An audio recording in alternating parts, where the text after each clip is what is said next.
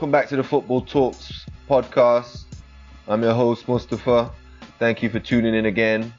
You can check us out at www.footballtalks.net, futboltalks.net. We're also on Twitter at Football Talks and Facebook. You can check us out on YouTube too. We have a YouTube channel now. So this week I'm being joined by two Gooners. I'm surrounded.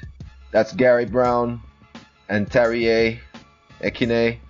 So we're going to discuss this week the big Manchester Derby. So we're going to break that down. We're going to try to talk.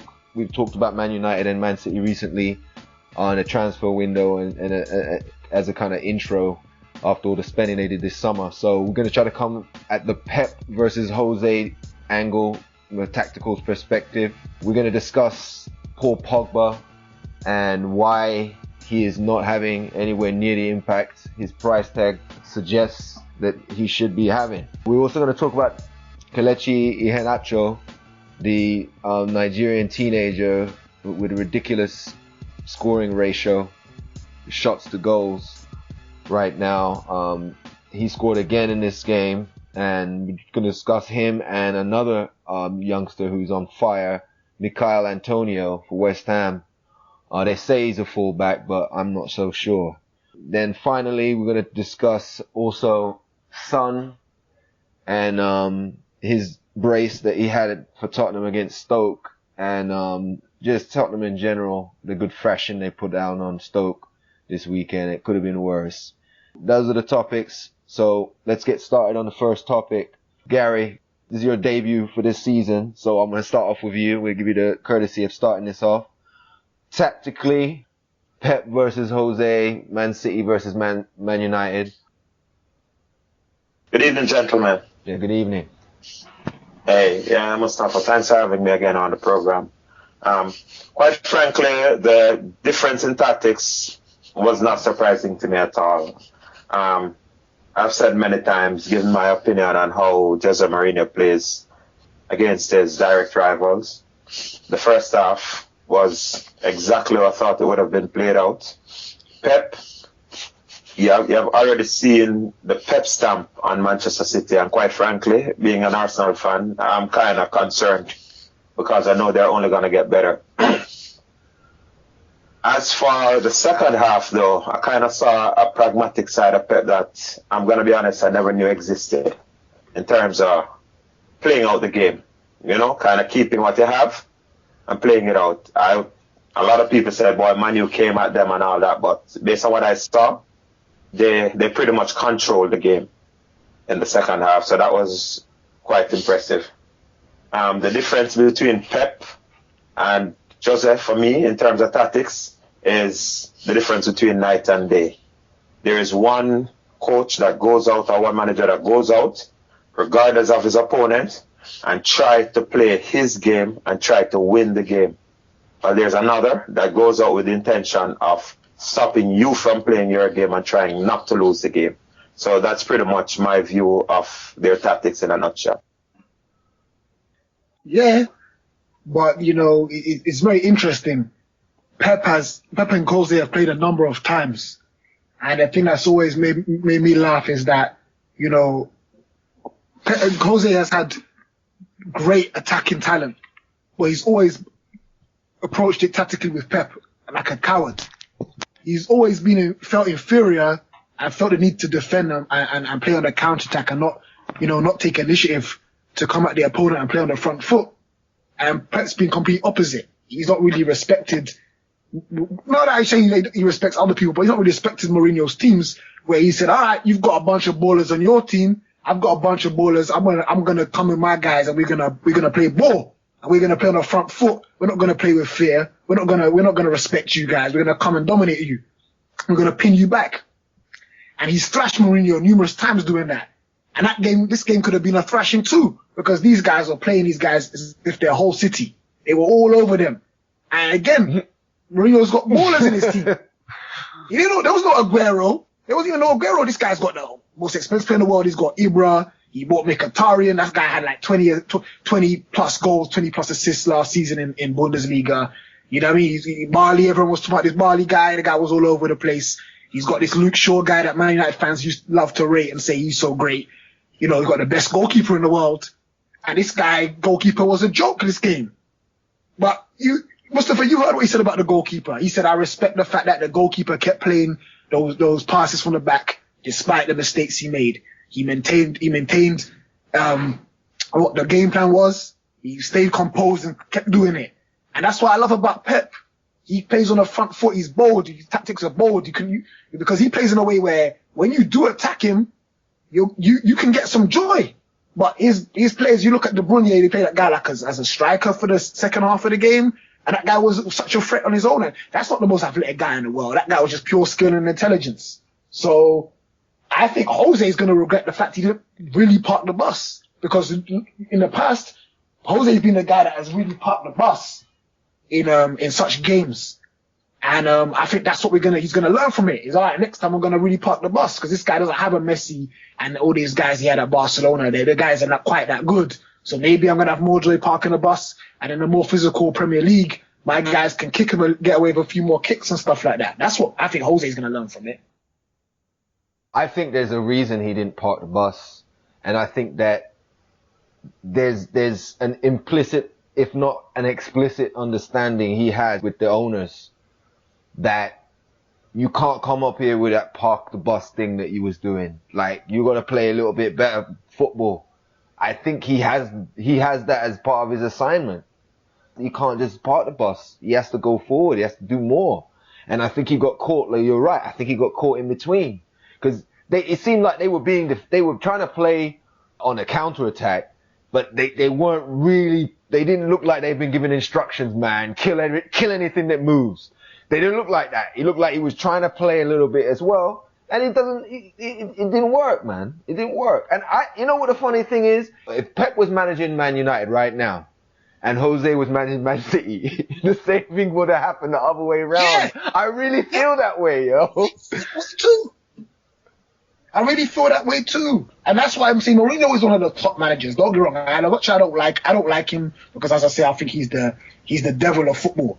You know what I mean? I don't think he brings much to football in terms of on the field. Obviously, he's entertaining off the field. Don't get me wrong. He's very entertaining in that regard. But I think he's a hindrance to the beauty of the game. So, anti-football. Yeah, anti-football. So I don't like him. I don't know. He's one of the better managers in football. He's easily top 10, probably higher than that. But when you look at Pep, you've got to respect the fact, like just what you said. The other way around, it would be the same kind of thing. And when we start breaking down the decisions, we've got to look at is maybe this Mkhitaryan guy doesn't like fish and chips. You know what I mean? Maybe that's what it is. Because you bought this guy, you know, he's honestly, they say his players don't settle, they don't like the food in England. You know, Manchester ain't a nice place to, that nice place to live. Maybe if you got money like these guys, it's not too bad. But you bought this guy. This guy he's probably the best player in Germany last year. Certainly statistically, he was great. He had like 20 goals, something like 28 assists, something crazy like that, right? And he's not even playing on the best team like Bayern Munich. You bring the guy in, you seem like you're easing him in. Mata's played well, so you put Mata ahead of him, you put Rooney ahead of him. We don't really know why, but maybe you don't want to unsettle the dressing room, whatever it is. And then this is the game you throw Mkhitaryan in. This is the game you decide to start him. You throw him in there. We knew the guy wouldn't excel in a game like this if you're going to just throw him in there. To be a runner. You know what I mean? He threw him in there to be a runner with Lindegaard. Yeah, just to be a runner. Lindegaard. And then, that's just stupid. And then if the guy's going to be a flop, like I would say to you, Mustafa, with Soldado at Tottenham, when you get off to that start and your confidence takes a hit, sometimes you don't recover. Sometimes you don't recover. I would say if Soldado had a goal that hit him on the arse and bounced in his debut, he might have had a whole different career at Tottenham, because that would have let him break his duck. Next year, get a deflected goal. Before you know, confidence. Confidence. So Mkhitaryan, like, you do this sub him in the last 5 minutes of the game. You ask him just to come in and help keep a lead. A guy that relies on his attacking talents like him, suddenly he starts playing it safe. Start looking like Di Maria looked. Start looking like these players, that's how they can look. And that was a mistake by him. The other thing is, we've got to look at the fact that you're playing more on the counter, but your top two guys up front, like Ibra and Rooney. Slow like a snail. Yeah, it's not like a snail. Even Ibra, we've seen Ibra's quality because he's still scoring goals in the Premier League. Even though he should have had more goals, he missed some easier chances this game. But he's so good, he can still score with the chances. Even the goal he scored was a brilliant technique. But if you look at his overfluence in over 90 minutes in these games, it's not the quality of Ibra that we've seen before. That's because you're not playing to his strengths. But not only that, Harry, with Ibra, whether we want to accept it or not, he's not an ordinary 34 or 36 or whatever age he is year old because he takes care of himself. Yeah. But coming into the Premier League, playing on that big Old Trafford pitch at 34 years old, trust me, when the goals start drying up, and it will dry up, as I said to Mustafa earlier yesterday, the goals will dry up. When that starts happening, look and see what happens. Because I can tell you, it's 4 games in, Ibra has pretty much played every single game. Yep. I mean, quite frankly, even though it's this early in the season, the guy is 34, playing in the toughest league. At 34, it is the toughest league physically. That goes without saying. The players say it. The conditions are not conducive to, would say, good football, for want of a better word. Yeah. But, I mean, you have a young player that, as far as I'm concerned, this is also another big difference between Jose Mourinho and Pep. When Pep plays young players, they get better.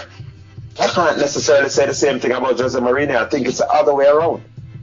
I agree fully. We're seeing with Martial, you know, he was very good. And I don't need to go any further than John Obi Mikel. Yeah, we've seen it, and we always fear for Martial. Rashford is doing very well at the moment, but what people need to remember with Rashford is, I think he's going to be a very good player, but we saw Martial last season look as good as Rashford is looking now. Better. If not better. Better. Now, people are looking at Martial and criticizing him and saying this and other. I've had some people I spoke to say, oh, Martial, he doesn't play with intensity. He should be more like Sanchez. I said he's a different kind of player. He's very calm. He takes, How many Sanchez's are there in the world? Exactly. And Martial, 3? Martial to me, yeah, there's only a few of those guys. And the thing about Martial is, you know, he's suffering now. He's playing on the wing there with those old guys. He's having to do a lot more work and running. He's probably not too happy playing there because he's a guy that wants to get on the ball and make things happen. You know, being and we know, and we all know how Jose loves his two-way players. But listen, I just want to go back for a second. I want to go back for a second to the goalkeeper, okay? Before we return to talking about these youngsters, this guy Jose is ruining. But quickly about the goalkeeper. The mistake, yeah, that was that was a terrible blunder, you know, it was bad. But I will say this right now. A lot of people immediately say, well, Joe Hart wouldn't have dropped that. I'm not so sure. He may not have dropped that. He makes lots of goalkeeping errors. Okay. Mustafa, Joe Hart did that today in Serie A. He did exactly the same thing today. But that's funny. Okay. That's but my point is this guy can drop the ball every now and then. You know why? Because this guy is passing the ball like he's a freaking midfielder. Okay? Exactly. And how many goalies in the world can do that? It's like 2 or 3. The one guy, the guy that plays for Barcelona, Stegen, the guy that plays for Bayern Munich, Neuer, and this guy. Not even. You know what? To be honest with you, I would say Hugo Lloris is good. Hugo Lloris can't do this. No way. Yeah, and he's one of the better with the ball at his feet. He's one of the better keepers in the world. Like if you live, I think Hugo. No, Mustafa. I don't think you give Lloris enough credit. We've had this discussion before. I actually put Hugo Lloris up there with those guys, and I just think height is probably is drawback. No, I think Hugo Lloris is good with the ball at his feet. He's lightning. I don't think there's anyone quicker coming off his line, you know, even though he's getting on. But I don't know if he could play football like this guy here. I don't know. Oh, you mean like passing the ball? Actually passing the ball. Yeah, okay. I don't know that he can do that. And I'm saying that to say this. This Pep system is nowhere near as effective without that goalie. People that Barcelona could have said to him, why don't you pay us 50 million for this keeper? Since there's no way you can execute your game plan with Willy Caballero. And he would have paid it. You got this Bravo guy is a different level to this Caballero guy. So, what can I say? But this is what I don't like. This is what irritates me about the critics of Pep Guardiola, right? Not everything he does works. A lot of it does. And people say he has the most talented players and stuff like that, right? And there's definitely an element of that, right? But you have to really admire a guy that has such an innovative, bold system. that is so much about being attacking on the front foot and taking certain amount of risk and having that confidence and calmness that if you lose the ball there, it's almost guaranteed goal. We're going to get it back. Yeah, but the way he does it, and what I respect about him is the fact that he's very innovative in where he takes football. He's not really copying other people's tactics. He's taking kind of Cruyff's tactics, a bit of other people's, but he's got this modern style that no one else has, and he's always changing it, having the fullbacks come in field. It's so interesting, and when it works, it's so beautiful to watch. And that's why when people criticize him, I'm like, this is a guy that's making things very interesting and trying to be on the front foot and be attacking. He's not coming here. Sorry, can I go a little bit further than that? No further. You speak of talent, and people say, boy, he always has the best talent at his disposal. But guess what? Regardless of where he goes, he has coached at Barcelona, he has coached at Bayern Munich, and he's now in England with City. And whenever he touches a team, you see his stamp on the team in a positive way. Exactly. And that is undeniable. Whenever he touches a team and his opponents, he drives fear in the heart of his opponents. At Barcelona, they were not dominating until he's there. Yes, the players were there, and he were good, but they were not dominating like that until he was there. They didn't have that style of football and play that game until he was there. Which is right. When he was putting Yaya Toure as centre back and playing Champions League final, and it wasn't because of injuries, he chose him as a centre back. He put Yaya Toure. Sir. That guy we see now that is so lazy, doesn't run around, but he's a great attacking football player. He didn't play with. He played it from a defensive midfielder to a centre back, and he played Man United when they had Ronaldo, Tevez, and Rooney, and he had Rooney in his pump, and he had Yaya Toure playing as a centre back against those guys, and those guys completely dominated the game against those guys. That's what he's doing. So I'm a very big fan of him and his ideas. And you see now in this game, like we're gonna get onto the subject of Pogba. When you put the real ballers in there, Fernandinho was fantastic. He was great. But when you put Kevin De Bruyne and Silva, he brings them deeper, not like number 10s. He plays them right in the middle, where they have license to go forward. They completely pinned Pogba and that guy from The Simpsons. They pinned them back. You mean Fellaini? Well, you don't know. Sideshow Bob is Debbie Louise. He's like the mum, Marge Simpson. No, he's like the other one. He's Sideshow Mel, the guy that replaced Sideshow Bob. and the thing about this is where I say the ballers come in. We saw it before with like Xavi, Iniesta, these small guys that are real ballers. Right? Technical players. Try and bring the philosophy of Fellaini and Pogba against real ballers, right? Even Barley, I saw David. He looks stupid. Barley looked like a fool. Barley was even getting beaten for speed by Silva because he would just make him get off balance, then push the ball past him. Barley will have to foul him. Yeah? And Barley is faster and stronger and more agile than Silva. But Mourinho, he focused on these big guys, and it's worked. When he had SCN and all these guys, it worked in the middle. But at the same time, when SCN and those guys actually had ability, you bring this Fellaini guy against those guys pull him all over the pitch wherever they want him to open up space for other people. All over the place. Barley, I said it, he's looked very impressive. I'm not going to judge him in one game. I know he has to learn a lot. He's a bit raw. He looked good, but we saw the test. He was there being rash, fouling, getting pulled out of position. And he makes guys that are less athletic and strong as him. No one was coming to bully him physically. But these guys are so intelligent. Football and intelligence. Yeah, and that's what I respect about Guardiola. He uses the ballers. He trusts them with the physical players. Not only that, let me tell you something that I identified in the first 10 minutes of the game. Guys were not looking, the City players not looking and playing the ball in behind Luke Shaw on the right wing. Sterling there. Yeah. Instantly, I realized that, wow, I hear the commentator say they are using, no, they weren't using Sterling. Pep targeted the left back position of Manchester United as our point of getting behind the defense. Yep. We bring it up the right, and guess what it did? It totally confused the defensive line of Manchester United and their defensive midfielders. It totally confused them because the moment they switched on their right side, the ball was playing in behind on the left side. I must say, Luke Shaw really stood. I personally was impressed with Luke Shaw in the first half yesterday. Yeah, because he stood it well because and he read, and his positioning was spot on. Spot on, yeah, he did very well because Sterling made some good runs and he played some good balls and he stayed with his man. He intercepted them, yeah. He dealt with everything and they were testing him. He did very well. But we have to speak about, this is the thing about Pogba, when you know, he's more of a centre midfielder. That's where he seems to have played for France. Even Juve, they had a different formation. He was able to attack more. But he played a lot on the left for Juve and Atari. License to go forward. Right. So he's actually rather versatile. But there's two things I want to say. People have accused me of being critical of Pogba because I've said for a long time he is not world class. He's very good for his age. He's not there yet, that level, right? And for the money United had, he was a good signing even at that price. If you can afford that kind of money, there's not many guys on the market available that's in that price range. If you can get one, you bring him in. United haven't even been in the Champions League. So it's a good signing. But he's a very good young player. He's not a great player. He's playing, I don't know about you, I'm sure you're going to let us know, Gary, how you feel. Me and Mustafa have said he should play more as a number 10. He's been playing the centre midfield. But yesterday we saw David Silva and De Bruyne come back in the midfield. We've seen him do it this season, and they've been very effective. Why?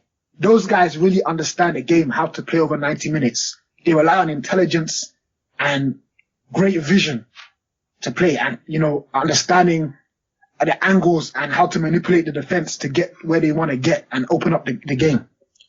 How to control the tempo of the game. So those guys have moved further back and been very effective.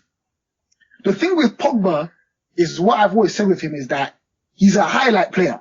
He has moments of brilliance. Right?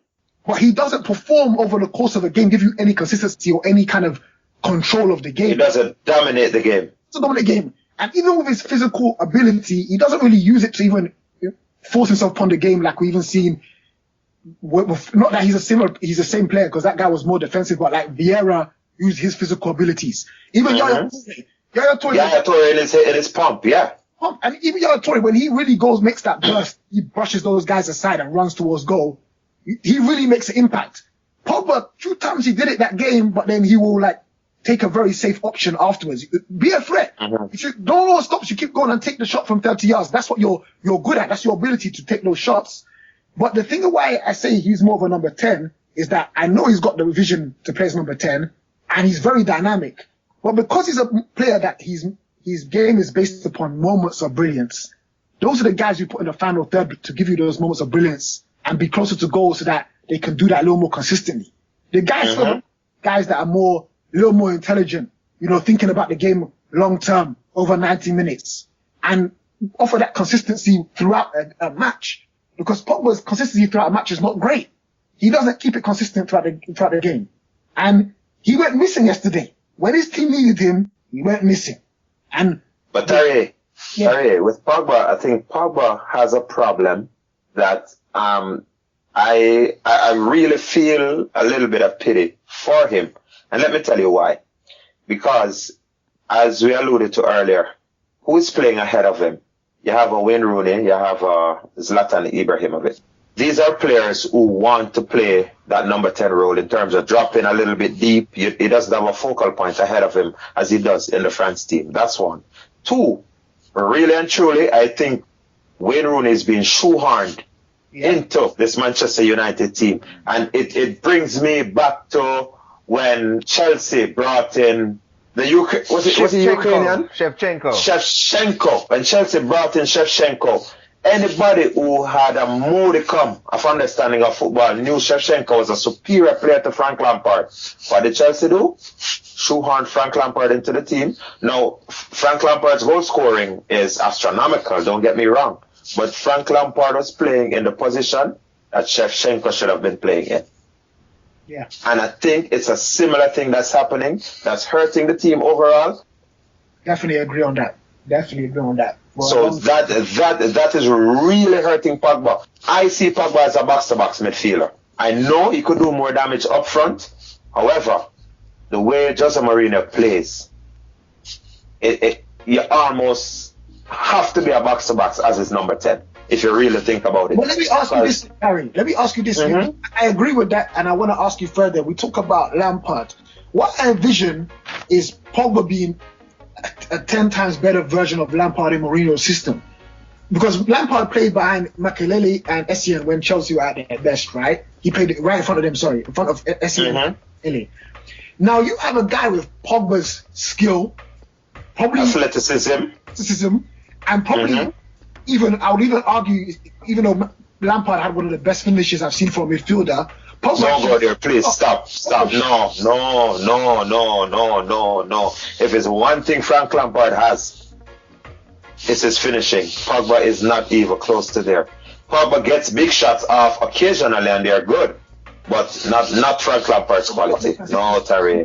But he has the spectacular goals, we'll say, but not the consistency of Lampard's finishing, right? Exactly. That's correct. But you put him in that role and ask him to do the same thing, he's going to offer you more creativity and vision, probably more assists. He's got a little more flair to his game, more vision than Lampard. Maybe less goals, but you still expect him to get 15 goals. More production. Right? And then the guy that I really, not to go off topic, the player that I don't understand why they didn't go for with Mourinho is Kante. You put Kante in there behind Pogba, and you get another guy in there, maybe Herrera, one of those guys. You put Pogba as number 10. That looks like a great Mourinho engine. He has an engine. Yeah, for Mourinho's style of football, how he likes it, that would make the most sense is getting Kante in there and putting him behind Pogba and get another guy like maybe Herrera that can pass but likes to have some energy in the engine, or Schneiderlin even, or maybe Schneiderlin, and then you go from there. But is Schneiderlin now the last man? Well, that's what I was gonna. That's what I was gonna say. Like, I'm surprised nobody. Like, okay, Wayne Rooney is a problem in that he's playing where Pogba should be playing, or at least Mkhitaryan should be playing there so that he can give more mobility and do more with Pogba. But the big problem is who he's playing next to. Fellaini, yo. I felt sorry for Pogba, because I was like, yeah, people are going to come out on Pogba and they're going to be like, oh, yeah, this guy was anonymous. This guy wasn't doing nothing, man. What's this 100 million for? It's nothing. But I'm like, yo, you're playing 1 against 3 with this lumbering giant Fellaini in there. And all this guy Fellaini's doing is grabbing people and wrestling people and kicking people. And I don't know I don't know how he gets away with not getting a red card in every game. This guy's a joke. Mustafa, we talk about brute. You and I have had this conversation. Pepe stepping up as a defensive midfielder. Do you remember that a few seasons ago? I do, but Pepe, you know what? Pepe could actually defend. Pepe was an athlete. He's older now, but he was a good athlete. He could defend. So when he plays those guys in defensive midfield, they don't give you anything going forward, but they give you solidity in defense. Fellaini's not giving you either. He's no better a footballer than those guys, and he cannot defend like them. Stick, because there's a second part that I'm coming with. Do you remember the Chelsea-Manchester United game last season? What Fellaini did to Cesc Fabregas? I don't remember. What did he elbowed him in the face? It's a wild game. No. Fellaini pretty much had Cesc Fabregas covered like a blanket the entire game. Guess what's the difference between Cesc Fabregas now and Kevin De Bruyne and David Silva? One is lazy. The other two are not. Can't put it any other way. We know him in it. First half of the season he brings it. Second half of the season Lee Catamore will have him in his pocket. But the thing with Fellaini is he's not the most intelligent guy either. Even a guy like Pepe, he comes in, he's dirty, he's a brute. But Pepe is a pretty intelligent defender. At the level of these type of games. I beg to differ, but continue. Like you say, he's got Fellaini next to him. The next closest guy to him is Rooney. And then the guy on the side of him is Lingard. He's not a lot of quality to play with as well. And we're not judging on one game, but he has been quite underwhelming in the start to the season, Pogba. And a lot of that is the weaknesses that I pointed out about Pogba when he was still at Juventus. I pointed him out at the Euros, and we saw it again, and we're seeing it now. But a big part of it is Mourinho's tactics. Now, to me, Mourinho is way too intelligent, and he's too much of a winner for him to stick with this. He can't stick with it. Even, he dropped John Terry, people say, and people saying, well, he dropped Terry, he should drop Rooney, but he still stuck with Ivanovic. And Ivanovic was terrible last season. Terrible. He was getting abused by some really average players at fullback. And he didn't drop him. So, with Rooney, the only thing Mustafa said before is United fans have to hope Rooney gets injured And then as the force change, and then when they start playing well, Rooney can't get back in the team. Just a small injury, just an ankle twist, out for a couple of weeks. I think maybe Mourinho, he's fearful of the impact of him dropping Rooney may have because he's come to a new team. He had a tough time last season with players in the dressing room, and maybe you know what? I need this guy to kind of back me because he's a captain. He's been here a long time. I need this guy on my side a little bit. You know, another difference between himself and Pep. Yes, and that's more of that self-conscious fear showing as well. And what I said with the halfway parking of the bus, the reluctance to drop Rooney. Yeah, this guy's fragile ego was broken last year, and let's keep that in the back of our mind as we go forward. I'm sure it didn't help because he went to that meeting and he tried to sit down and Wenger told him to move himself and go sit at the back and everyone laughed at him. Oh my God! He just waved some cheese at him and said, "Move, allez." You know, I don't respect a man that he talks when Wenger not around. He talks and it's funny. He has the good trash talk, right? But when Wenger stepped him on the sideline and put hands on him, he was running, looking at the referee to come save him. Didn't do nothing to Wenger. Didn't say anything. No, but his reaction was correct, Harry. Come on. No. All fun and joke aside, his reaction was correct. Wenger was out of order. Don't place your hands. But what I'm saying is, as a man, I know they're professional, but as a man, Gary, I know you know, yeah. No, Terry. And I must stop this now. And guess what? I was rather surprised at Arsene Wenger's reaction. But guess what? I am one person who actually I commended Jose Mourinho for his restraint. Well, if I follow Mustafa would say it's fair. But I'm happy he reacted the way he did. I have to share as the neutral person, in fact, as the anti-Wenger guy in the group, okay? All right? Because I've hated Wenger longer than you have, Carrier, so calm yourself, all right? I'll say this right now, right? This guy, Jose, like you said, he punked him for years. I laughed and pointed at Wenger every time Jose tripped him up on the floor. I pointed and laughed louder than anyone. Let me tell you something, right? This is the same guy who snuck up behind that Barcelona manager, I forget his name, the guy that died. Tito. And eye gouged him. Poked him in his eye, yeah. Yeah, eye gouged him. All right, and then ran away and acted like he didn't do nothing. Like, so he's good enough to do that, right? He'll sink low enough to do that. But when a man steps to his face, so if that same Barcelona manager stepped to his face, you'd have been like, "Oh, what's going on?" Exactly. I'm sorry, but when you get exposed like that, you can't tell me that guy wasn't embarrassed by it because he knows he don't want to fight Wenger. He don't want to fight Wenger. The guy told me that he don't want to fight Wenger. You even saw the fear in his eye when Wenger stepped into like that. And the thing I have to say this year, you saw his eyes bulge out of his face like, oh man, look. And the thing I say is this, people forgetting. Do you remember the time when he got sacked from the Chelsea job, right? And the school kids came with a camera phone to his face and laughed at him. And as the school kid ran off, he pushed the school kid in the back when he was running. And listen, this kid was in a school uniform, like 14 years old. So even for them, I love Jose Mourinho, yo. This guy's like... for putting a camera in your face and laughing at you. But when they don't push you in your face, you don't want to do anything. You've been talking about it. So even recently, he started talking about Wenger again. When he came there to the conference and Wenger told him, move yourself and go sit over there, everyone laughed. He didn't say anything. There's no story of, he said Wenger this, he said that, he said anything. No, nothing came after that. Wenger said, I think not. What is obvious is when he's in Wenger's presence, he doesn't want to speak the same way when Wenger's not there. When the press are there, Wenger's sitting in the other side of London, he's talking. But when Wenger stopped talking a long time ago about him, even when he got fired, Wenger could have been laughing. Wenger didn't say anything about him. But when you see him, he's putting it on him every time, putting the pressure on him. And he's not acting the same way, you know? Okay, hold on. So, let me ask let's wrap this up. But I will say this, man.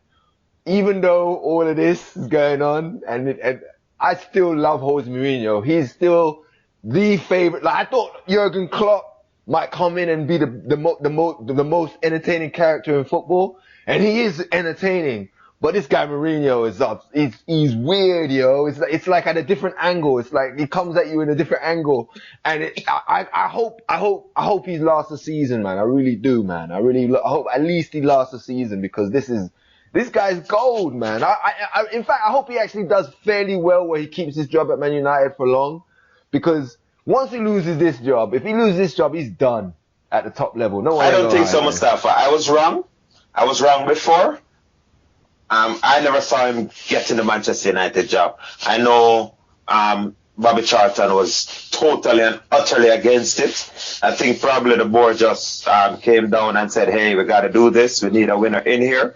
Quite frankly, I think their brand of football is secondary to the Manchester United board and the Manchester United fans. I think they just want to get back to winning. So if Jose gets them there, regardless of how he does it, if it's parking the bus or the train, I think they're going to be quite happy with that. I mean, I'm a gooner. Give me some pragmatic football right now and give me a BPL title and a Champions League, and I'm all good. Guess what? Jose Mourinho, he will last at least the season and at least into next season, because Manchester United does not want to seem to be the club that's into chopping and changing. And if they do that with Jose, that's exactly how they'll appear. They'll be the new Chelsea.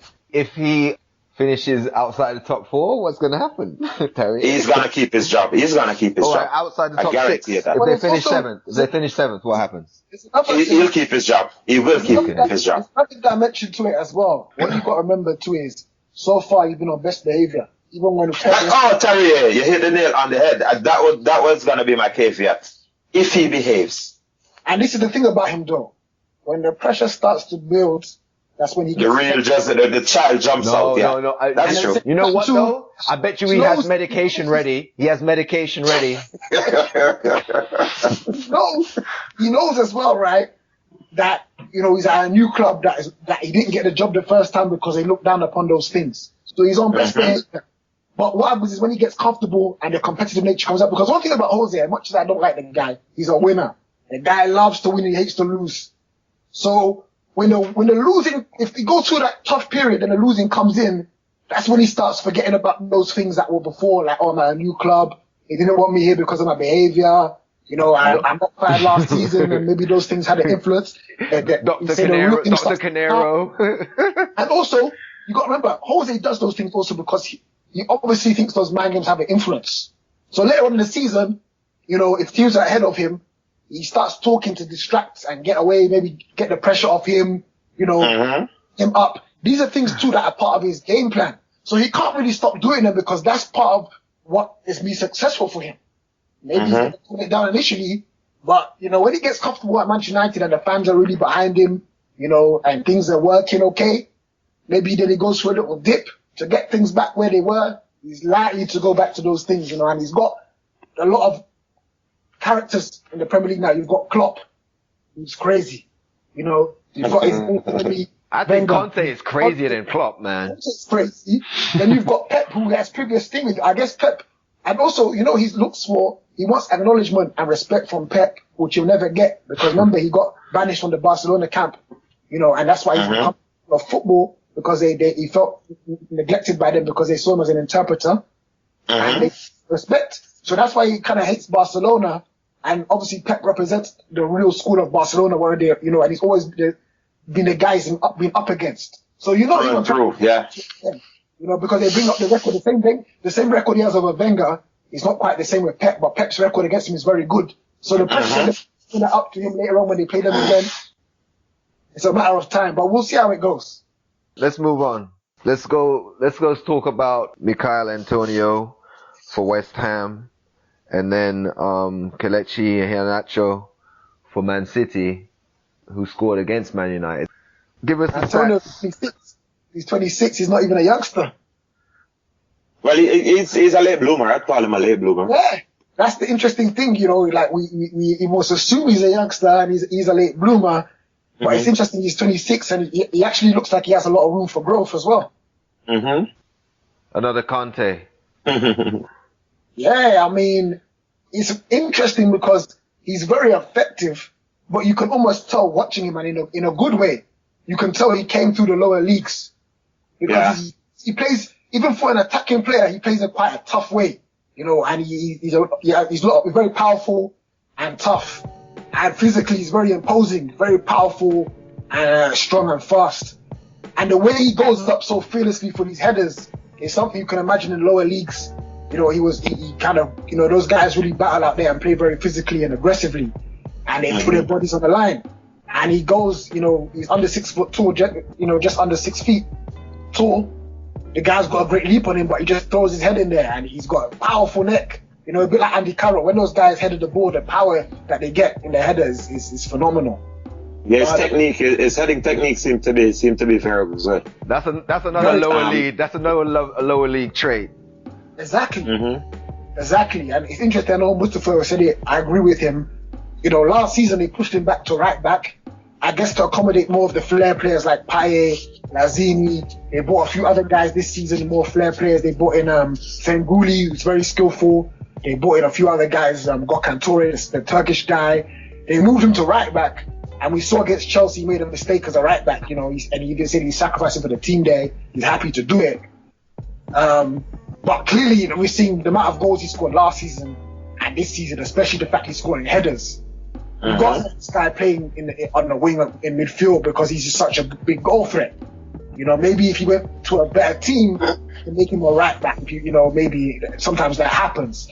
But definitely for West Ham, you got to start that guy further forward, man. That guy's threat. Especially considering that it's rather obvious that they're gonna need goals this season, because guess what? He's the one that scored them. And the thing about him is, if you look at last season, I think he got 9 goals last season, I think. And he didn't start the first 2-3 months of the season. He didn't even get a substitute appearance. He sat on they signed him for 7 million from Nottingham Forest in the Championship. And he sat on the bench patiently. They got a few injuries and they threw him in there.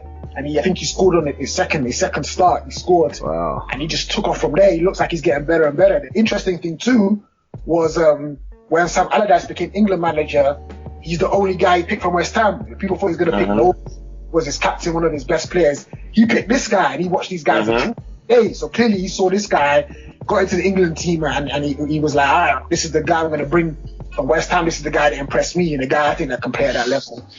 I was shocked that he didn't get to the Euro squad, man, based off his performances in the second half of last season.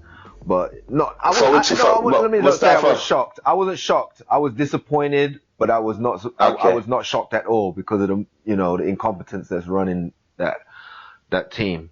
But I think this guy needs to be playing in box-to-box midfielder, man. I really do, man. I think that he will get lots of goals. I don't see him having that skill set. I could be wrong. But quite frankly, as Tyree said, I'd much rather see him playing out on the wing where he has the room, he has a bit of pace, and he has an eye for goal as well. Because I've seen him try stuff. Sometimes it come off, sometimes it doesn't. But I've seen him try stuff from out there where you realize that he also has the confidence in his ability, which to me is a very big asset to have as a footballer overall, but more so as an attacking player. I agree. It's very important. Sometimes we underrate that. You look at people like, some of these Arsenal players, that's sometimes what they're lacking. They play like they're scared. They're scared to try something. Try something, you take the game by the scruff of the neck, or make something happen themselves, But I think, Mustafa, you have a point there, and maybe could be good there, with his physicality and his engine, and then he'll be able to get forward and back. But one thing I do feel is that when you've got him and Payet, and then maybe the other guy, Lazini, they have a good balance, because maybe Lazini and Payet kind of alternate between wing and the middle. Payet has such a great cross on him that he's actually almost better on the wing than a number 10, because he can cross so well as well. But when you give him the freedom, even as a number 10, to go wide, it works. And then you have Antonio with that trio there behind the striker. You have a bit of everything. So Antonio's more of the very direct guy that gets in the box on the end of stuff. And if he's on the right side and Payet's on the left, when Payet crosses, he can join the striker and be a threat, on the crosses. And especially when they have Andy Carroll up there, they've got 2 guys that Payet can cross to that are effective. So I think that the balance that he offers when he's playing with certain players is also very important. It's a bit like, he's not exactly the same player, but with Arsenal sometimes I like Walcott there, despite him being a poor player, because Walcott offers the threat of the pace and the runs behind the defense. So when you've got like Giroud, Ozil, Sanchez, you kind of need a guy like Walcott that's going to make the runs off the ball. Kind of like what Mane is doing for Liverpool. He makes those runs off the ball with his speed in behind. When you've got those other guys in there, it's great to have a guy like that. With Antonio, he offers that kind of power and directness, and then getting in the box to join the strike and be a threat. When you've got a guy like Payo, he's probably the best cross off the ball in the Premier League. That's a great, combination of ingredients that you have there. But what I wanted to ask you guys is, where do you see this guy heading? Do you look like a guy that maybe he's going to, get picked up the way Schneiderlin, Wanyama, Sissoko got picked up the other day? Some of these guys, even Fellaini got picked up by United. Is he going to push onto those top 6 kind of teams, or is he a guy that you think this is his level for the time? For me, I hate putting levels on players, and also I hate when a player is performing in a lower level team who automatically assume that he'll be able to do it with 60 or 80,000 screaming fans close to the pitch, getting on his case for every mistake. But with the money, this is what we need to recognize that's happening with the Premier League. The talent is going to spread a little bit more in the Premier League instead of being concentrated in the top 3 or 4 teams, because of the money that's in the league and these clubs being able to pay comparative salaries to those players that the big clubs would offer them. If you think about it, 2-3 seasons ago, at 80,000 a week salary, how many players would be getting that in a number 6 to number 10 team in the Premier League? Not a lot. That's true. But no, we've seen that with guys like Vardy, staying. We've seen even Tottenham having to pay 30 million for Sissoko to a championship team. Before you could pick up guys cheap because those teams needed the money so desperately. We've seen a lot of players stay at these clubs now. Everton held on to Stones for the longest till they got the money they wanted. I think even the manager didn't really want Stones that much because he brought in a better defender in Williams, and he was like, I'm happy to get extra money. Martinez, he wanted Stones so badly, but you're seeing it's harder to get these players.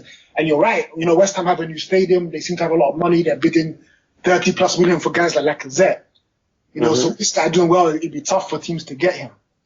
You'll have to pay. Because if you think about it, Newcastle was quite okay keeping Sissoko.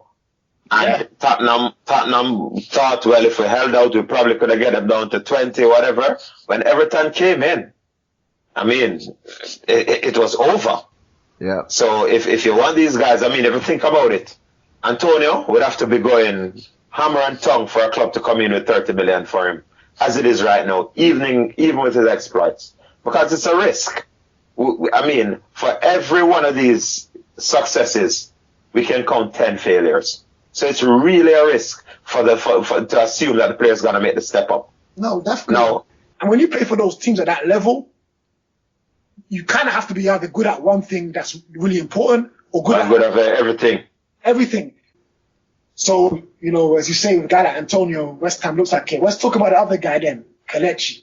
Yeah, what was his stats? 9 goals. Something like 9 goals from 13 shots or something like that. Yeah. That's his Premier League career.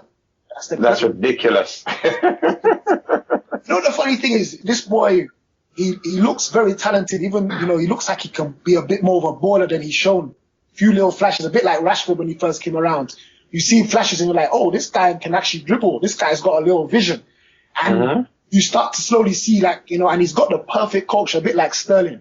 He's got the perfect coach to round off his game and become more than just a number 9. They've got a coach that's going to make him more of a complete player in terms of his passing, his movement, his build-up play. And I just hope that he gets enough games if Aguero doesn't get injured, because there's going to that's going to happen. He's going to get games. Aguero is going to get injured. He looks to me like a type of guy, especially with Guardiola liking young players. He can play a different position at times. To fit him in the team, to get him minutes. He can explode this season. He looks like he can explode this. We'll talk about some of the United players, but this guy had a huge impact. He got an assist, scored a goal, looked very comfortable. He got subbed off early. I think it was more for tactical reasons because he was playing well.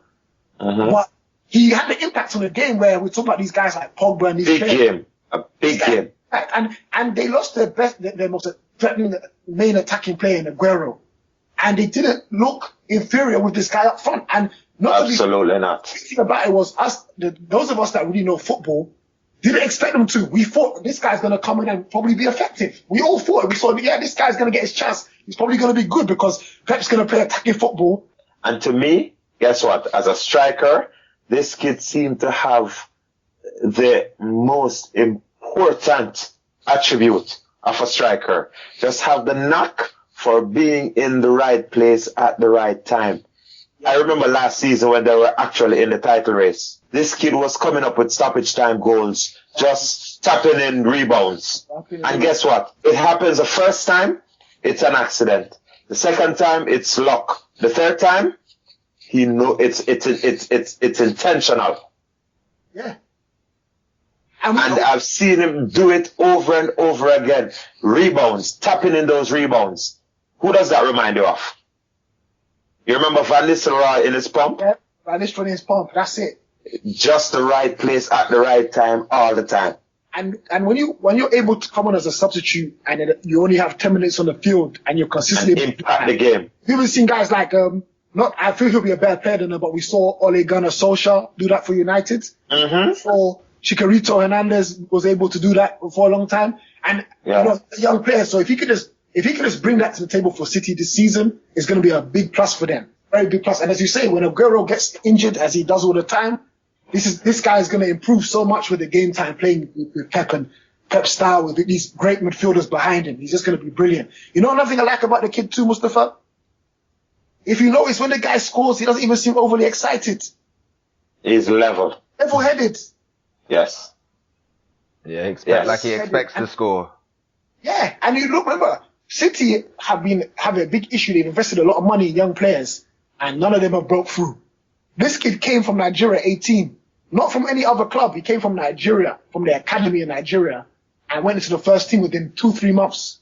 That says a lot because Pellegrini wasn't playing any other young players.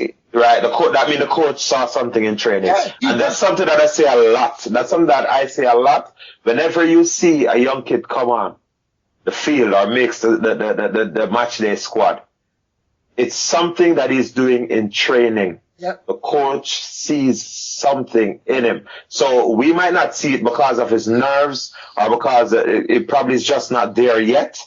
Mm-hmm. But the coach sees something in him.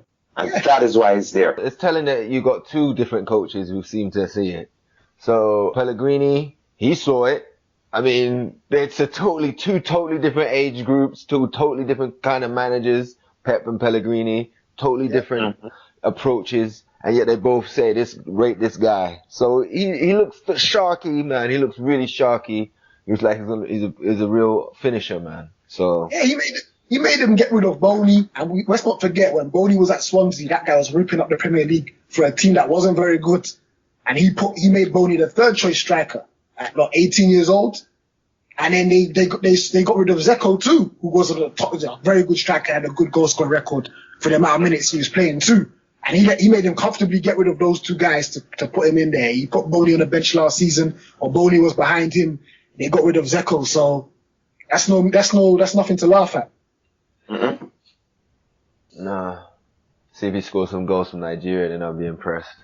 But you guys seem to be on the build, Mustafa. 2022, you guys probably be fine. You have a bunch of young kids coming through playing in Europe. You don't realize how many people who don't play football they have lined up to screw it all up for them. You don't understand the commitment, the devout commitment. Those idiots. That's why we're getting them to Europe early this time around. Mustafa, I said it last season. If I were to vote the best team in the Premier League last season, I'm not talking about where you finish, because everybody can accept that the best team did not win the Premier League, regardless of any moron want to say, yeah, they won by 10 points. So what? Was Leicester the best team in the Premier League? Absolutely not. Tottenham was the best team in the Premier League. Tottenham was the most consistent playing team in the Premier League. Easiest on the eye in almost every game. This season, I kind of see probably that they maybe start a little bit rocky in terms of their fluidity and their consistency. But Dembele is missing. Well, that could be the reason too, because boy, what a rebirth. What a rebirth. Dembele, stop turning over the ball. Stop over dribbling. Never thought I'd see this. Always saw the talent. Always thought I usually think he was just not an intelligent footballer. Honestly, I kid you not. That's how I looked at him. Just full of talent, just not intelligent enough. No, that's true. He did do that, and he was their best player and most important player last season. And I think, Mustafa, if I'm correct, this game was the last game that he misses from suspension, right? Yeah, I think he's supposed to come back. Although he may start the Champions League game as well. I don't know. So we'll see. What we expect is he may be a little bit rusty. I'm sure he's been training, but it's not the same as games. But he's supposed to add another extra gear and a different level of dynamism to their team. Who would you sit, Tari? Who would you sit? Me, personally, it's tough. It's tough, man. Dyer was very good last season, and I think he's a little bit better. He's got a little bit more skill than Wanyama. However, I have to say, Wanyama, I think, has been better so far this season. And I think you can tell Wanyama's a bit more mature. Dyer, he's not, I wouldn't say he plays like a youngster, but if you compare them, you can say Wanyama's a guy that's been playing midfield for a number of years. He's a bit older, more mature. So personally, I'll get rid of Dyer, and I'll keep Wanyama in there. I just think he's on better form. Mustafa, I know you. I watched Tottenham yesterday. I watched the whole 90 minutes against Stoke. So your last game, I remember. Who did you play again? I watched that game last week. Was it Pool? Liverpool. Yeah, before that, it was Pool. And I said in that game, I was very impressed with Wanyama. So I would sit with him. But I feel like those guys are going to rotate Wanyama and Dyer. You know, once you have Dembele in there, he's going to be the starter every game that's important and you really need to win. And those two are going to rotate next to him. The issue Spurs have, as we've seen now this season so far, is they don't really have a backup for Dembele. It's very hard to get a guy with that skill set. Maybe Sissoko, even though he plays more on the right side, maybe with his power and dribbling, he can, come in there as a replacement and add some of the ability that Dembele adds, some of the skill set, because it's very different to having Dyer and Wanyama in there. If you have Sissoko's attacking ability and the way he's able to power through the middle. But Dembele, to me, is clearly the most important player in that Spurs team, man. Him and Alderweireld, because Alderweireld is the best defender in the league. Mustafa, who would you sit? Who would I sit? I agree with Terry. Wanyama's played better, but there's one thing about Wanyama. It's a bit wild, yo. He picks up a lot of yellow cards. Well, quite frankly, the one that he got yesterday wasn't even a foul. He won the ball clean. So that tells me he's got a yellow card reputation, and he doesn't have photographs of the refs like Fellaini does, apparently. But part of that is what I think is so great about Wanyama is, I'll tell you this, Gary, you're gonna definitely feel my pain. Last season, when Southampton thrashed Arsenal, that embarrassing, Wanyama destroyed us. Like a wall. That's right. And one thing about Tottenham is, what Pochettino has brought to Tottenham is, you guys are no longer the soft team. Because before, Arsenal was the soft team, yeah? But we were so good that we could still finish fourth despite being the softest team in the league. We had such skillful little players that even though we got bullied, we still won. We won enough. Yeah. But Tottenham's issue is that even till now, they don't have the level of skillful players as Arsenal. They haven't done, and they still don't, even though they've got a very good team. Because Tottenham as a collective are a very, very good team. But very good. As individuals, they don't have an Ozil, they don't have a Sanchez, right? But they have better players than they've had for a long time.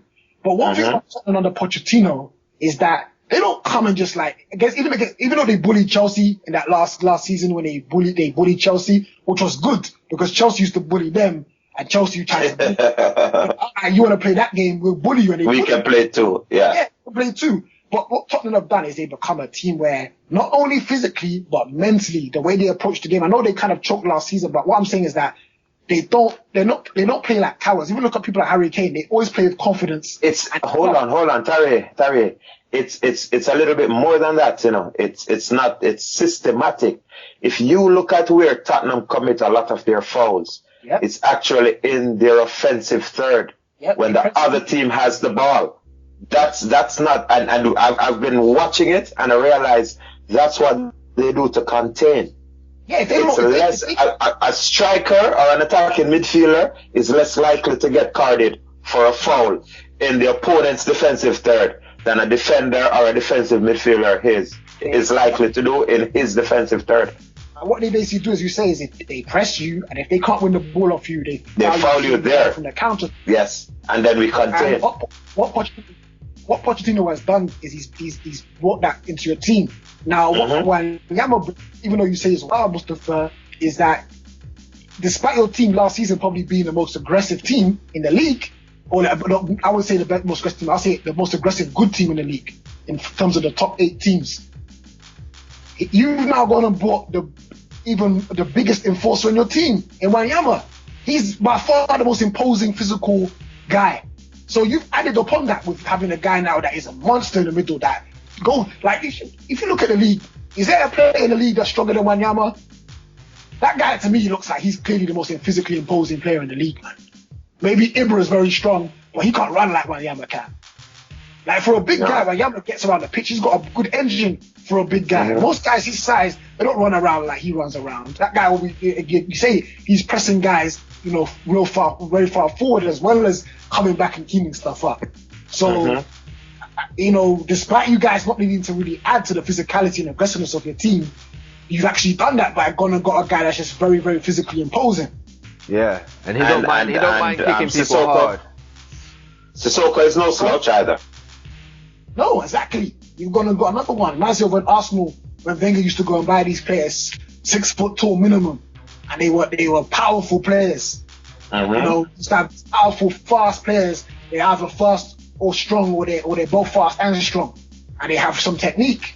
And that's what you've done with these guys. When if you go and play one of these games against Liverpool, and Klopp comes with all his fast attacking style football, and you go and put these Sissoko, Wanyama, Dembele, all these guys there, they're going to easily handle that kind of physical game where you're trying to press them and it's tackles flying in and long balls and things like that. That kind of, what does Klopp call it? Rock and roll football. Rock and roll football.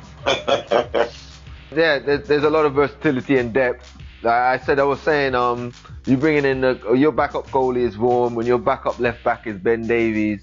These are players that could easily start for teams like West Ham, Everton. You know what I mean? So when you've got those guys coming in when your first team guys get injured, that's as good a squad depth as anybody has in the league. Don't forget Son. Son told it, like you said. You bought Son for one. Well, yeah. Let's not forget the Son is on fire. Okay, the Son is on fire. Let me tell you something about that guy. The way that guy finishes, it's like you see a guy if you see a guy fight and a guy just knock a guy out real quick, you're like, well, obviously he's done that before. The way he finishes is like he does that all day, every day, man. Like that's what he does. Like, what do? I finish, man. Because both of his shots, right? Both of his shots were clinical, man. And we saw it last year. He was injured half the season, and it was a new team and everything, and he got bought just before the transfer window. So he has not really even had a preseason because this year was at the Olympics. But the dude can finish, man. Like, and his shot is clinical. I like this guy, man. He's fast. He's fast. He's quick, man. He's got quickness, man. He's got real quickness to him. I like him. He's sharky, man. Any guy that scores goals, I like them, man. I don't care. But he could be a little bit better with his passing. But I've seen him put in some real high quality through balls. But his goal scoring, the finishing, man, the shot, that guy's shot is like, it's true. His shot is true, man. The Robin Hood shooting, man. Anyway, what do you think, Terry, about about Son? Yeah, I think what you guys have lacked a little bit is, and that's why you guys bought him last season, is you had Kane up front getting the goals, and then Ali came on big last season with the goals. Eriksen's more of a set piece guy, and Lamela's good in the build up, but one thing he's missing is goals, and it looks like that's where he's starting to get to. But you needed a guy a bit like how I say the Mane, the Walcott, a guy that's going to make runs off the ball, doesn't want the ball to feet as much as the other guys, and he's looking to make those runs behind and finish. That's where his mind is, because when you have these Lamelas, these Eriksens, you need guys to run for them. That's, we talk about Manchester United, that's part of their problem. They don't have the runners. When you have, Ibras that looks to link up, Arsenal, as I say, you have the Ozil. You need guys that want to make those runs. And Son's skill set is exactly that. He's fast, he's pretty strong, he's got a good physique, and he's eager to make the runs to get on the end of things to score. And when he does, he's got a good finish. So when you look at your players, his skill set is great. It complements those guys very well. And we saw that against Stoke, because that's where he got into the good positions that Eriksen found him. And that's what Eriksen's best at. Eriksen can finish, but he's not looking to make those runs to get goals. He's looking to find a guy that makes the run. And Lamela, he wants to be behind the play. And Lamela, he doesn't really make those runs. That's not his game so much. He's got better at it, but that's not his game so much. So when you've got those two guys, like I said with Michail Antonio at West Ham, with these other guys like Pai and Lazzini, Son complements those guys very well. And as I say, we saw in that game, and if guys like him can be stepping up and performing, and Pochettino can get the team selection right like he did in that game, then you guys are going to be very competitive again this season, because you're going to have goals everywhere, But Terry, yeah, with Son, do you think he's going to be played in the big games? I think potentially he could be. I mean, what's the alternative to play Sissoko there? Or I guess Lamela will be the obvious choice, because you have Ali and Eriksen. But why I say in the big games is, first of all, in the big games, you get less chances. This guy is a very good finisher, right? So you kind of sometimes, if you're a smart manager, you think of that, okay, if we get a chance, who do I want to get? You want somebody to finish it. So finish. The second thing is this guy runs a lot more directly off the ball, and he's faster than a lot of these guys. So in big games, when you're going to get more counter-attacking opportunities, because big games teams tend to kind of go back to back and go at each other because they're not trying to park the bus. You get a counter, that's the kind of guy that's going to make that run and finish. So as long as he's performing in these games, I think he definitely. Well, he'll get it. Well, yeah, he definitely, he should get his chance. I will say that, I'll say this: either him or Sissoko will be playing in that one of those attacking positions, because those are the guys that are going to be running in behind. Now, who plays between Lamela, Eriksen, Ali? I like the variety, because even though Son has pace and he can run behind and likes to run behind, and so does Sissoko, him and Sissoko are two totally different kind of players. So I think Sissoko's pace is a little bit more unsettling to the more a threat to the defense, because it's just an athletic superiority kind of thing. But the power to go over. Exactly. So from that perspective, I like the different options. I like the difference between Lamela and Eriksen. They're both, the strength of their game is passing, but the way they pass is different. They're dead ball. Eriksen taking the shots and Lamela taking the crosses on those free kicks. Both of them are very high level on those. So they have a similar skill set. So you may see those guys taking time away from each other as much as you see Son and Sissoko taking time away from each other. There's a lot of spots. Eriksen has to play as much. Eriksen has to play as much as he possibly can. Really? No, he doesn't. Yeah. He needs to be paced so he doesn't run out of steam in the spring like he does every season. He needs to be paced. Okay? He needs to be used. No, because look, man, the guy does a lot of running, and he's not a big guy. Eriksen is the brain of that team. Eriksen is the brain of that team. If Eriksen is removed from Tottenham's midfield, Tottenham almost becomes an athletic team, but sort of wayward. Not if Dembele and Lamela are on the pitch. No, that's not a problem. I think it's covered. I think it's covered, yo. No, Mustafa. Eriksen is the guy that sets. Let me tell you, Dembele does his thing, but if you notice, in terms of the pace of the game, who usually sets Tottenham's pace? Oh, okay. As a matter of fact, I can't remember the stats on the top of my head, but I remember reading it. I believe Eriksen does create more chances than Lamela, but not that much more. I think Lamela creates about 90% as many chances as Eriksen does. Okay. Okay. But let's take it back a minute. Let's take it back just a little bit. Let's think of where Lamela predominantly plays and look at where Eriksen predominantly plays. Eriksen is the guy that really pulls the string in almost. No, I understand that, but you also see him playing on the left a lot. They've been switching back and forth between playing him on the left. And he plays more like a second striker, kind of running past Kane in the back. Right. But if it doesn't go through Eriksen, it doesn't get to them. I think Lambert offers a lot, but I get what you're saying. He's maybe the main creative guy in the family. They're not the same guy. What I'm saying is they're not the same guy. They're slightly different. But what I'm saying is they can play a similar role within our team. And the fact that this guy Eriksen cannot be playing 90 minutes every week, twice a week, all the way through to spring, I'm saying they need to switch those guys up, and they need to let this guy play more in the middle and more running past Kane.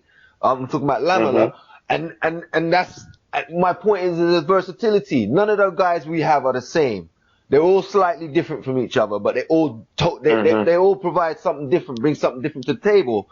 So the dynamism of your team, we can't predict what's gonna happen. If you guys lose on a day before. If you guys lose Ozil, you basically have to resort to Santi Cazorla playing. And resort from the perspective that like Santi Cazorla is even less capable of lasting the season than compared to Eriksen because he's a lot older. You can't rely on him week in, week out. Okay, I'd rather have a guy who can stand up for the season to fill in if the number 10 can't go. That's all I'm saying. You know, I'm not saying that Lamela doesn't. You're not saying necessarily to replace him. You just want to know that you can give him a breather here and there and plug that hole with that player. We can function a different way and be effective in a different way. Oh no, because my understanding was this was my understanding, and I apologize if I was wrong. That it's almost like they're interchangeable between, say, Lamela and Eriksen. That's what I initially took from what you said. They're different. I think they're different. Lamela is more of a dribbler. Even though his passing is great, he's much more of a dribbler than Eriksen. Eriksen is a number 10. Without a doubt. Eriksen is a number 10. Eriksen is probably one of the most understated players in your team, Stafford. But let me say this though. When we talk about, you guys were talking earlier about in the big games who will play, right? And Sissoko kind of stands out because he offers it more defensively than a lot of those guys, except for Lamela. Eriksen's the guy that misses out. The reason, and let me give you my thinking about that, right? Lamela, one thing that he gives you in big games is that he comes ready to compete because he battles for everything. He presses like the way Pocho wants to presses. That's the Pochettino. He helps the fullback, yeah? On top of that, he's a lot physically robust than Eriksen. In a game where he's pressured, he can handle the pressure, hold off the defenders and stuff a little bit more, right? And then obviously we talk about this Sissoko, we talk about what Son can bring, but Sissoko brings more the defensive side of things because he can still track back with his power and strength. And, the counter-attack is pace and power. And then Ali, similar reasons, he's very physically able and also he gets in on the goals a lot. He supports Kane and goes forward. On top of that, he's going to battle and defend as well. So Eriksen is very different to him in terms of he's almost purely about creativity. Also got good set pieces, even though Lamela has started taking a lot more set pieces, and I kind of prefer Lamela on the cross set pieces, and Eriksen's kind of better at the shooting. Direct shot. Eriksen may be the guy that may get dropped in some of these games potentially. Terry, let me tell you why that will happen. And it's the same reason what we discussed earlier. The base of Tottenham's midfield kind of allows you that room for a quote-unquote luxury player at the top of the midfield. True. That's true. They can afford that because the same thing that you just mentioned. If Lamela is out on the flank, Rose is going to get help, a lot of help. If he's playing on the right side, the same thing with Walker. It does help. It never used to do it before. But last season, I don't know if it's a whole connection between himself and Pochettino being Argentines, but it does work. So if you look at that defensive base for the midfield, they can afford a luxury player. You're right. You're right, because even Dembele is very underrated defensively. Because Dembele physically, the thing I like about Dembele too is he might be. Rosicky was like this, right? Well, Dembele is a guy where when he tackles you, he takes the ball off you and goes up. Moves with it, opposite direction. That's correct. That's a great skill because most guys, they get the ball and it goes either out or goes back For to sure, something. They're lucky. He literally comes and he puts his body next to you and he uses his strength and his anticipation Turns away from to you. just take the move. So, the way. So you're right. I think you've got a good point there. You can definitely afford to have a guy like Eriksen in there when you've got the top midfield that Tottenham have. Ali's a workhorse as well. Ali's a workhorse. But I don't think Ali is quite at the level of Eriksen in terms of dictating play from midfield. And that's what I like about Eriksen. A lot of stuff Eriksen won't get on the stat sheet for a lot of stuff in terms of an assist because he may pass the ball to the guy that creates the assist. Yeah, that's right. And his style of play, it's not based on strength, just like you would say about De Bruyne and Silva. He uses his intelligence to create the space, time and space. He does that, and he does that very well. I've hardly ever seen him play where he's either anonymous or not affecting the game. It hardly happens. But to a regular person... No, I was saying they've actually got a great setup because they have fullbacks that, especially the starting fullbacks, maybe not so much Ben Davis, and I don't know about Trippier, but with Walker and Rose... Don't say anything bad about Ben Davis to Mustafa, please. The guy's a good top 10 fullback. just like he's a good guy.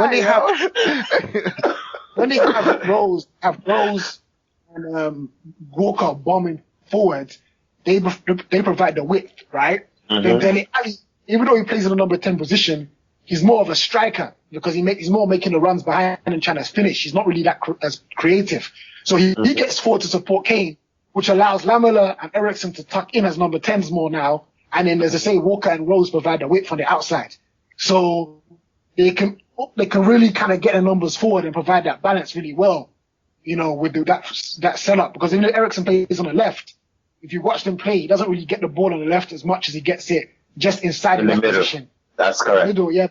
And Lamela's able to come in on his left foot and cut in the middle when Walker goes around the outside. And as I say, Ali's getting in the box. So it's a very good tactical setup. And they have, as you say, they have a lot of good balance in that midfield that allows them to have so many different options and afford to play, different skill sets in there. Mm-hmm.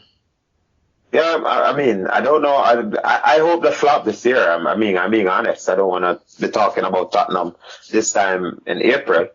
But I'm being honest. Sorry, Mus. You know me. I hate Tottenham. No, that's okay. I hate you too, man. I have to call a spade a spade. I mean, I hear guys on the blog talking crap about who won the league. Yeah, we all know who won the league. The team that won the league had 38% possession, highest turnover rate. That's not football. Really? That's an anomaly. That will probably that will never happen again in our lifetime. I just hope that when we play Tottenham, Wenger picks the right team to handle these guys, Benny Wanyama in the middle, and where these guys are going to press us and everything. I know Coquelin is only good for 45 minutes because once he gets that yellow card, Wenger needs to learn to sub him off because the guy still likes to tackle the same way on a yellow card. But we put a Xhaka. But Tarrier, hold on, Tarrier. But you know something? As I corrected somebody earlier or late last season, and I feel a responsibility to say the same to you.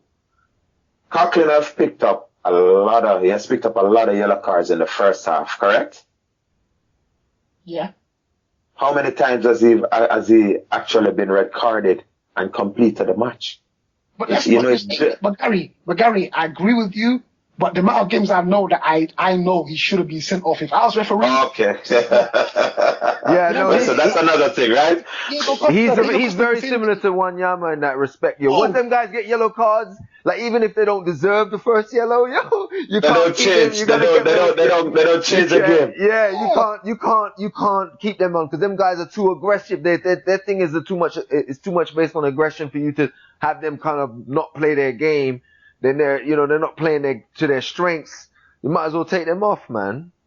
But Mustafa, that's why I like Dyer. That's one of the reasons why I like Dyer, for a young kid, and he's nowhere near the finished article.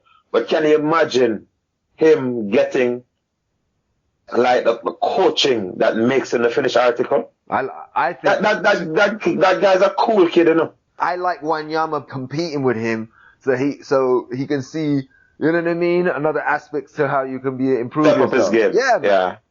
But, you know. But you know why I respect this guy is like he's a baller because against Liverpool he had to move to right back. Yeah. Did you see how he faked the cross and he crossed with his left foot in that game? Yeah, man. He's a proper You see that? footballer. He's a proper footballer. He was playing as a right back, right?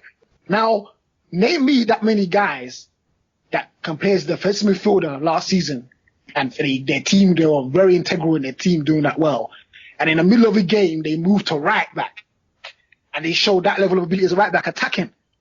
Like this guy was with Liverpool, he was making runs down Liverpool's side all day for those. Alderweireld was picking him up for those crosses, and he was dribbling and faking crosses and crossing on his weaker foot accurately. There's not many guys that have that level of skill that play in a position. Confidence. There's not many guys that can do that and have his size in it. That guy is 6'2", sorry, 6'2". He's not a skinny guy. He's a heavy set built guy, but he's got the energy to be running up and down the right back position all game long. And on top of that, he's not just an athlete. He's actually composed and can use his weaker foot. But remember when he just started, he showed that. When he just started, I remember, was that 2 seasons ago? When he made his debut, Mustafa, and I think he scored like in his first 2 games or 2 in his first 3 games or something like that. Yeah, he was showing it. He started off at right back. Yeah. He was showing it. At right back. Yeah. The guy's good, man. He's good to go, man. He's good to go. It's interesting that they put him to right back and didn't play Trippier, but I guess that's probably because they didn't want to waste a sub on that. So if this guy's injured, then they would have just started Trippier in the next game. But I don't mind Trippier because another guy, man. He's chippy, he's aggressive. I don't mind. He reminds me a bit of this guy Lee Dixon, except that Trippier actually has some football talent. Listen, man.